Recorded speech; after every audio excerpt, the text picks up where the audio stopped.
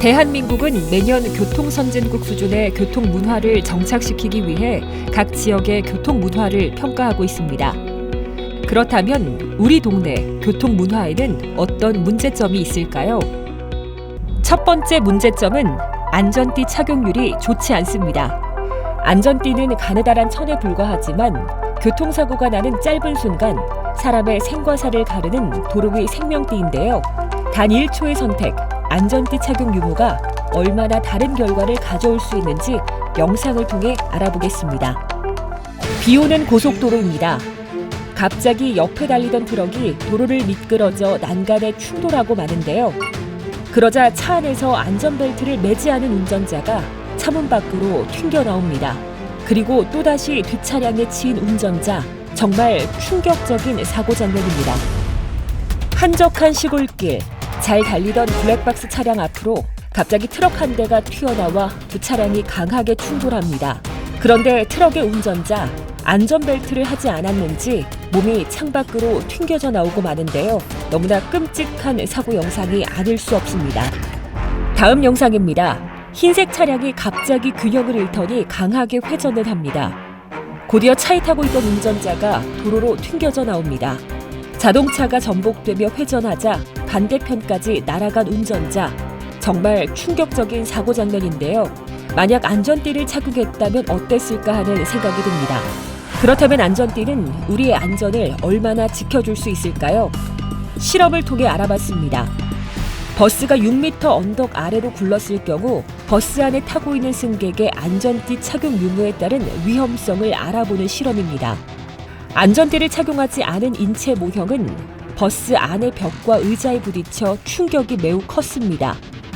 반면 안전띠를 착용한 모형은 몸이 의자에 고정돼 심하게 흔들리기만 하고 부상을 거의 입지 않은 것을 볼 수 있습니다. 실제 승합차가 전복되어 구를 때 안전띠를 착용하지 않은 인체 모형은 안전띠를 맨 인체 모형에 비해 상해를 입을 확률이 18배나 높았습니다.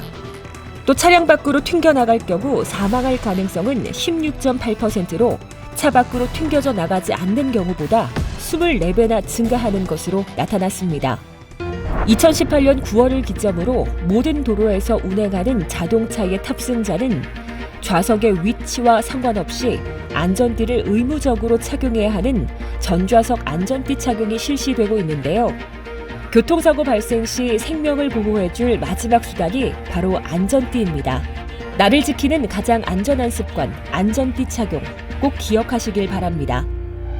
다음 문제점은 방향지시등 점등률이 좋지 않습니다. 먼저 실제 도로 현장을 살펴보았습니다. 교통량이 많은 교차로, 차량들이 좌회전을 시도하는데요. 많은 차량이 방향지시등 없이 진입을 시도합니다. 여러 도로에서 상황 또한 다르지 않는데요. 많은 차량들이 달리는 도로인데도 차량들이 방향지시등 없이 차로를 변경하는 모습을 쉽게 찾을 수 있었습니다. 심지어 방향지시등 없이 급하게 차로를 변경하는 위험한 모습도 쉽게 찾아볼 수 있었습니다. 운전 중에 절대 잊으면 안 될 것이 바로 방향지시등인데요. 방향지시등이 얼마나 중요한지 영상을 보겠습니다. 빠른 속도로 달리는 고속도로 블랙박스 차량이 2차로로 빠르게 달리고 있습니다. 그런데 분기점에서 진입하는 SUV 차량, 이 차량은 방향 지시 표시 없이 급하게 차로를 변경합니다. 교통사고 피해자는 앞 차량을 급하게 피해보지만 사고는 일어나고 맙니다. 굉장히 위험한 순간입니다. 톨게이트에서 빠져나와 차량이 달리고 있습니다. 옆 차량에 차로를 양보하고 다른 차로를 이용하는데 안전거리를 확보하지 않은 옆 차량, 또다시 방향 지시등을 켜지 않고 차로를 급하게 변경합니다. 피해 차량 운전자는 최소한의 방어도 하지 못한 채 서 있는 트럭과 강하게 부딪히고 마는데요. 정말 끔찍한 사고 장면입니다. 방향 지시등은 도로 위에서 운전자 사이의 의사소통을 위한 유일한 도구이며 운전의 기본 중의 기본입니다. 운전 중에는 언제나 좌우를 살피고 차로 변경 시에는 항상 방향 지시등을 켜는 습관이 필요합니다. 다음 세 번째 문제점은 음주운전 금지 준수율입니다. 최근에 발생한 블랙박스 사고 영상입니다. 터널에 들어가는 차량, 편도 2차 도로에서 환한 불빛과 함께 SUV 한 대가 다가옵니다. 빠른 속도로 역주행하며 옆 차선을 지나가는데요. 속도를 줄이지 않고 달리던 SUV 1차로에서 정상 주행 중인 승합차를 그대로 들이받습니다. 충격에 차량들이 크게 튕겨나가고 파편들이 사방에 흩어졌는데요. 이 사고로 20대 SUV 운전자 A씨와 30대 승합차 운전자 B씨가 숨졌고 B씨의 두 자녀와 아내, 장인 장모는 중경상을 입고 말았습니다. 경찰에 따르면 A씨 운전자의 혈중 알코올 농도가 면허 취소 수치인 0.08% 이상인 것으로 드러났는데요. 음주운전으로 인해 일가족 모두에게 큰 아픔을 준 사고였습니다.